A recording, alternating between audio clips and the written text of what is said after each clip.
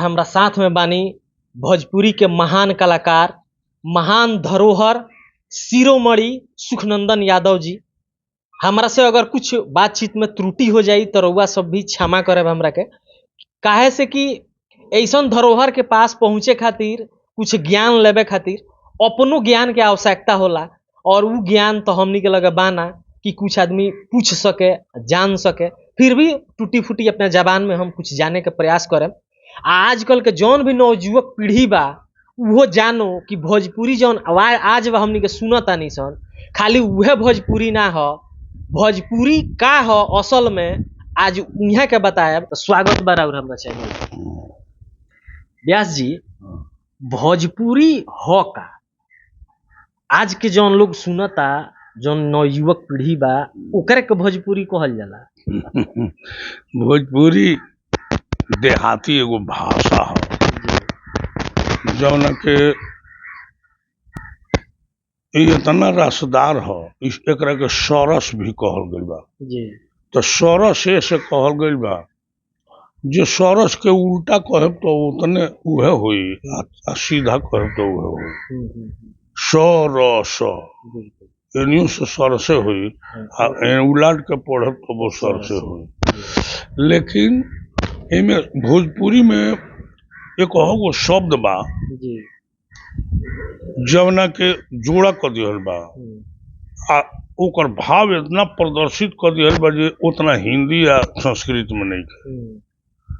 जैसे कौनो चीज के दर्शावल जाता, अरे आज तो वो अनहरिया उगड़, एकदम अनहरिया कुछ कुछ कुछ कुछ कह दिहल गई तो ओकर विशेषता बढ़ गई। एंगा विशेषता बढ़ावे के तो एकदम है सादा कपड़ा पहन के एकदम उजर धप धप धप धप कहा गई तो ओकर विशेषता और ही बढ़ गई। माने उतना उजर कुछ हो ना सकेला। लाल टह टह, अच्छा ओमे दू गो भी हो जाला। भोजपुरी ऐसा चीज बा, गान बजान तो हो जाला, ढोलक ओलक अब ओकर अर्थ एथी करत रहे। भोजपुरी में ऐसे एकरा के रसदार भाषा कहल जाला, लेकिन आज के लोग ओकरा के असना बिगाड़ देला बा कि भोजपुरी के अर्थ लड़का गंदा बुझत रहे। सो हम कहीं प्रोग्राम दिले तो लड़कवा कहले सो जे कथा छोड़ी तनी कुछ भोजपुरी में कहियो। अरे तो भोजपुरी में तो हम कहत नहीं गावत नहीं, अब कौन भोजपुरी में तो उकनी के अर्थ ही रहेला जे कुल अश्लील वाला। तो भोजपुरी के अर्थ आज के लोग अश्लीले लगावता। ऐसे भोजपुरी के दशा खराब हो गई बा। भोजपुरी में कहले भिखारी ठाकुर नाच रहले, आ भोजपुरी में नाटक लिखले बड़े आ कोइले बड़े जौन बेरा ओकर आज भी देखला पर विचार बदल जाला। भोजपुरी में वो नाटक कैले बड़े विदेशिया के रहे, जीव हो, सुंदरी के रहे, आत्मा हो, आत्मा ब्रह्म से अब जीव से अलग हो गई बा। बंगाल में जौन औरत से बियाह विदेशिया कर ले उ का हो तो माया हो। जीव और ब्रह्म के बीच में माया आ गई बिया, दोनों दू जगह हो गई। ई के होवन बटोही के होवन तो गुरु होवन, जाके विदेशी के ले के फिर जीव के आत्मा के मिला देले। ऐसन भोजपुरी में कथानक कैले बड़े। अब भोजपुरी के ई महत्व बा, लेकिन आज उ दुर्दशा हो गई बा जे अश्लीले के लोग भोजपुरी बुझता। हाँ, सब बात बोलल जाता ओकरा के कहता लोग का कहता है। लोग तो कितना लोग कहता कि ई ब्यासे खत्म बड़े, अगर कुछ अच्छा नहीं खे उल्लू लायक माने अच्छा नहीं खे अगर कहा।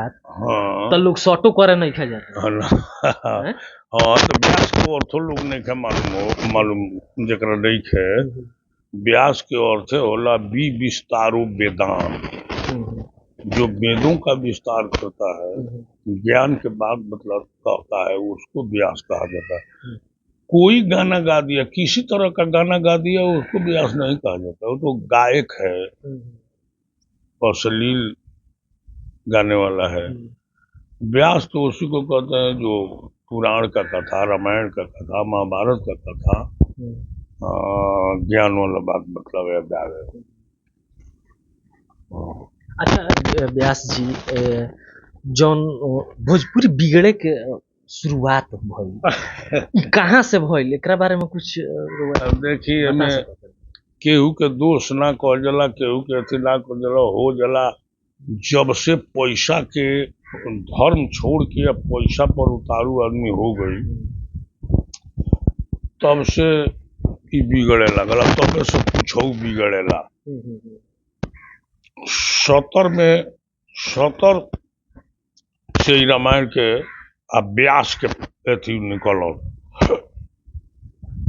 कलकत्ता की ओर से व्यास लोग कहाए लगल, गावे लगल।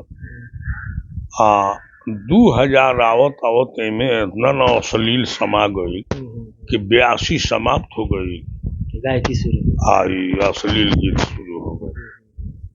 अब ये बेरा हमनी के वह दशा हो गई बा, घी केहू से पूछे सुखनंदन यादव के तो बड़ी बढ़िया जाने ले, जेंगा घी के कहल जाला कि बहुत बढ़िया चीज है, लेकिन ना केहू हमरा के सुनेला ना केहू घीवा खाला।